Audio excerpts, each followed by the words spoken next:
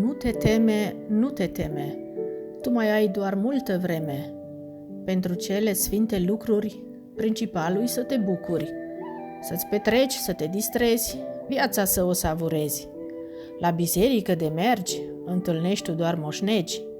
Ai timp cât ești bătrân, doar nu ești așa păgân. Nu ești rău afurisit, deci poți fi bine liniștit. Tot timpul îți stă înainte, tinere, deci ține minte, la biserică n-ai ce căuta, ea îți strică viața ta.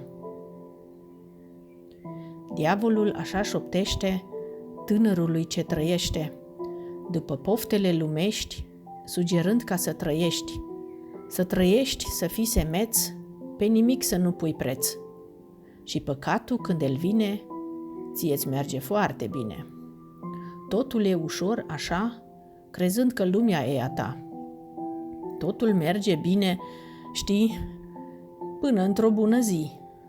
Într-o zi vei sta în față cu cel ce ți-a dat viață.